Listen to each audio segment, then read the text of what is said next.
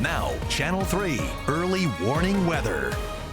The entire state is under a flash flood watch from Monday afternoon to Tuesday morning, which was also the case for Tropical Storm Elsa. But of course, this is not the same scenario. We're expecting isolated areas of poor drainage and some other areas that normally would flood. Potentially that could happen for tomorrow. Some streams are swollen and that perhaps could put them over the edge. And we are seeing some minor flooding for some of the CT River tributaries. And on top of that, some urban flooding is also going to be a concern. But, not quite the case that we had last Friday, but nonetheless, you may encounter some flooded roadways for tomorrow afternoon into Tuesday morning. So if you see that, of course, turn around and don't drown. That's the best advice for any of those areas that could be overwhelmed with some water. We're talking about 1, 2, and maybe a couple places get 3 inches of water within 24 hours. That's the window we're looking here from tomorrow afternoon into Tuesday morning. Looking at satellite radar, we have plenty of showers that are coming in from the west, and some of these will disintegrate, and we'll eventually start to see some showers across western Connecticut. The thunderstorms, fortunately, should hold off until tomorrow afternoon.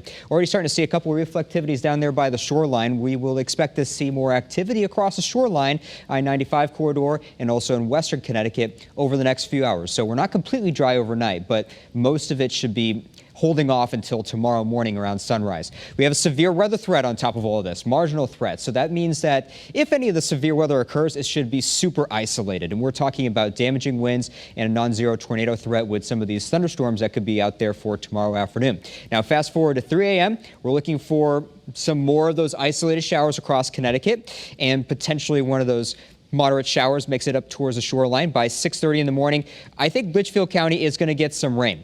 And overall, we could see some more rain across Litchfield County, but overall, we're going to see the most problems for excessive rainfall in southwest Connecticut because that is the most likely area to see those thunderstorms. Here's a real good model projection of that possibility. So 3 p.m. we could see some of those thunderstorms, some of them pretty strong, obviously lots of downpours, also lightning, and then potentially some of these damaging winds could be involved with those thunderstorms. And of course, flash flooding on top of that. So by 10 p.m. we're looking for a bit of a lull, and then this is going to be the grand finale, round 3. So we could see some more pockets of heavy rain Tuesday morning. That last flash flood watch expires at 10 a.m. on Tuesday. And we'll be looking at largely dry conditions by Tuesday afternoon into the evening. Here's a look at projected rainfall. We're looking at 1 to 2 inches, ½ inch to 2 inches locally more. And those areas that would be locally more are most likely in southwest Connecticut with the potential of those thunderstorms. Here's a look at Waterbury right now, 69 degrees